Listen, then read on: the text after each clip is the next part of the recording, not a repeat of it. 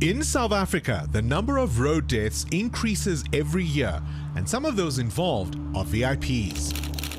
On the 2nd of January this year, the mayor of 𝗀𝗏𝗏𝗃𝗃, Lina Malachi, and her husband Esau were killed in a head-on collision in Mpumalanga. The driver of the other car was killed on impact. On the 3rd of October last year, Naledi Mayor 𝗀𝗁𝗏𝗃𝗿𝗆 was killed in a head-on collision in the northwest. The accident happened at 3 a.m. during curfew and also killed the other driver. On the 20th of August 2020, long-distance truck driver 𝗧𝗵𝗶𝘆 was driving a Pantechnicon truck and trailer to Kimberley. It was just after midnight when he was overtaken by a car on the N12 in Alberton.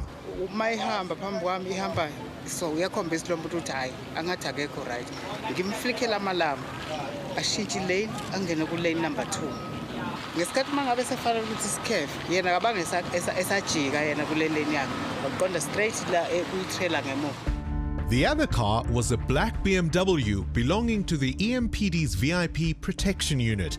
The driver was the mayor of Ekurhuleni, Mzwandile Masina.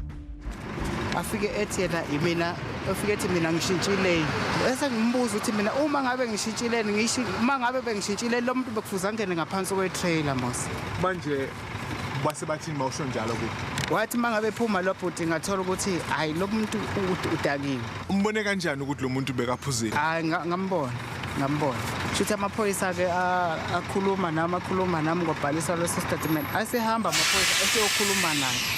Lesi sikhathi ke amaphoyisa amthatha esehamba naye ngoba ayesebona ukuthi udakiwe.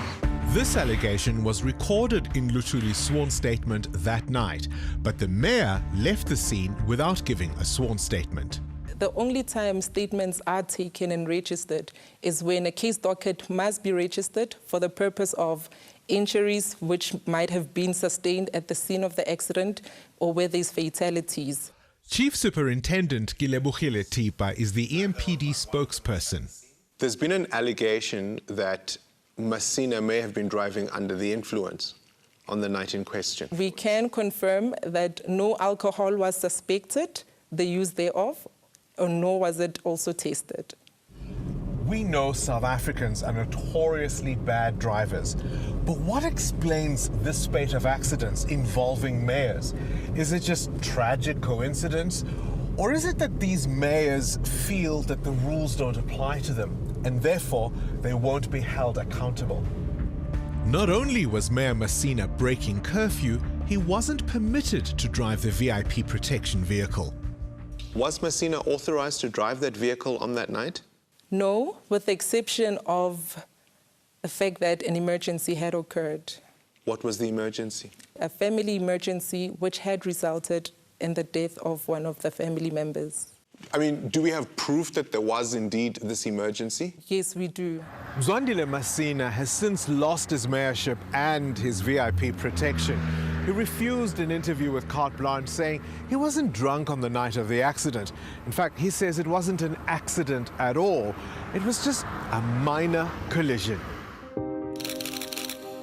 On the 28th of August last year, the mayor of Mandela Bay, 𝗀𝗏𝗶𝗀𝗆, was celebrating his birthday. At 11:30 p.m. that night, he was seriously injured when his Mercedes-Benz collided with an Audi at this intersection in 𝗀𝗏𝗃𝗍𝒆 Park. 2 people were killed, 39-year-old driver 𝗀𝗶𝗵𝗆𝗃𝗍𝗆 and 44-year-old businesswoman 𝗀𝗁𝗏𝗃𝗍𝒂𝒂𝒃𝗀. 𝗀𝗁𝗃𝗍𝒂𝒃𝗿 was the firstborn. She was everyone's mother in the house. Family member Amanda has asked us to conceal her identity for fear of being targeted. I was waken up by the police and the neighbors. What did they tell you? What happened? They first asked about a car that was registered in the house, a grey Audi, and then I confirmed that the car is my sister's car. And then they said there were 2 people that passed away, a female and a male. On the night of the accident, South Africa still had a 10 p.m. curfew. The mayor's explanation for breaking it is that he had to attend to a medical emergency. However, it's been reported he was not breathalyzed and his blood alcohol level was not tested. 𝗶𝗀𝗃 underwent surgery and 2 weeks later tweeted a video showing his recuperation in hospital. He also offered his condolences to the bereaved families and said his family would pay them a visit.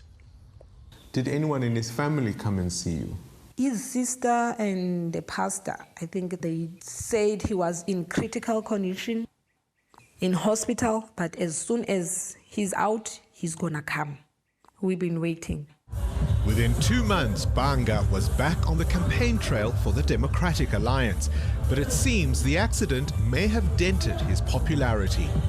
𝗀𝗃𝗃 lost his mayorship in the recent municipal elections and is now the leader of the DA opposition in the province. He refused an interview with Carte Blanche, saying he hasn't been charged with anything.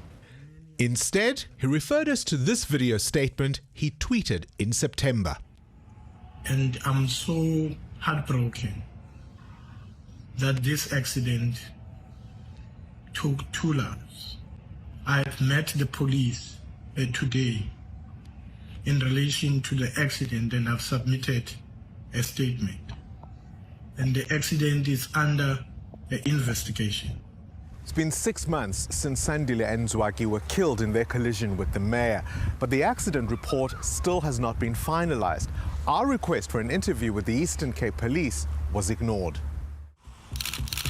In September last year, the mayor of Johannesburg, 𝗀𝗁𝗍𝗄 Mathongo, was returning home from campaigning in Soweto with President Ramaphosa. He was a passenger in the backseat of his VIP protection BMW. At 7:30 p.m, a pedestrian ran across the Golden Highway and was hit by a Nissan bakkie. The driver of the bakkie swerved into the oncoming BMW. Both the pedestrian and the mayor were killed on impact. My eldest son called me and he said to me, "Dad, 𝗀𝗃𝗿 is involved in an accident and he's looking fine, but he's trapped in the vehicle." Satish Singh's 23-year-old son 𝗀𝗃𝗿 was the driver of the Nissan bakkie. He had to be cut out of the vehicle and was conscious when taken to hospital, but later died from his injuries. You know, lucky are those who die before their children. This is an absolute heartbreaking event that has taken place in our family. But the subsequent investigation and accident report by the JMPD has raised Singh's suspicions of a cover-up. The investigating officer did visit our family on several occasions. On the first occasion, he said to us that it was the mayor's vehicle that had actually struck the pedestrian. He made his second visit and he mentioned to my son that he has been approached and he's being pressured to change his story. And on his third visit, he said to us, it was actually my son who knocked the pedestrian. We showed the accident report to an independent expert, forensic engineer Konrad Lotter. He disagreed with a few findings, but came to the same conclusion as the JMPD. This sketch on page 61 is very accurate in relation to indicating the location of the vehicles on the road and the angles at impact and the probable rotation that would have occurred afterwards. What happened? How did we end up there? There was probably a pedestrian that was running across the road. The driver of the Nissan reacted to the pedestrian, but that is an emergency situation. There's absolutely nothing he can do. The pedestrian was thrown in the direction that the vehicle was moving, but he also carried his own speed. So the driver of the BMW would have noticed this vehicle swerving, and he swerved slightly to his left. And approximately at the same time, the pedestrian flying through the air struck the BMW on its roof. The impact between the two vehicles occurred. Do we have any records from the BMW's data, crash data? It is not part of the report, but it should actually be. But the JMPD investigator raised some red flags himself. One of the first things he highlighted to us was that the pedestrian was lying on the floor between both vehicles, and next to him was an unbroken 𝗀𝗃𝗿𝗆 vodka bottle. And the investigating officer expressed to us that that bottle was placed there. The probabilities of a bottle being 100% intact and right next to the pedestrian is extremely strange. He said my son carried the pedestrian 34 meters on his bonnet before he collided with the mayor's car. For me, that is unlikely. In his report, he states that the pedestrian penetrated my son's windscreen, and therefore there was a lot of blood found on the passenger airbag of the NP200. The windscreen is lying on the bonnet after it was removed by emergency services when they used the jaws of life to extract my son, and the windscreen was never penetrated. So this begs the question, how did the pedestrian's blood end up on the airbag? The JMPD won't speak to us about their accident report, claiming that the matter is under judicial consideration and therefore prohibited from public discussion elsewhere. Basically, sub judice. We asked lawyer 𝗶𝗶𝗴𝗶 if the rule applies in this case. I can't tell you how many times we've heard that from police officials, state officials, politicians, who simply throw up their hands and say, sub judice, the matter is before the court, I can't comment. The rule does not provide a blanket prohibition to denude public officials from their duties of accountability and transparency. They are well within their rights to refuse to comment, but it's incorrect as a matter of law to say I'm prohibited because of the sub judice rule. 𝗧𝗵𝗶𝘃 has now asked the mayor of Johannesburg, Dr. 𝗀𝗶𝗶𝗶𝘶, for an independent investigation. He needs to write a formal complaint to the JMPD because the person who wrote the statement was a JMPD officer. The JMPD has an IPID equivalent, which is internal affairs, and there is capacity to look into the matter. But what I also know is that the matter has been handed over to SAPS for further investigation. The driver of the vehicle on the night is now part of my protection detail as well. And he says, no, there would be absolutely no reason to cover anything up. I'm not out to get people to lose their jobs. All I want is the truth.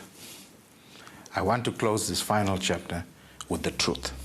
And it's these lingering doubts that the families need to be resolved before they can find closure.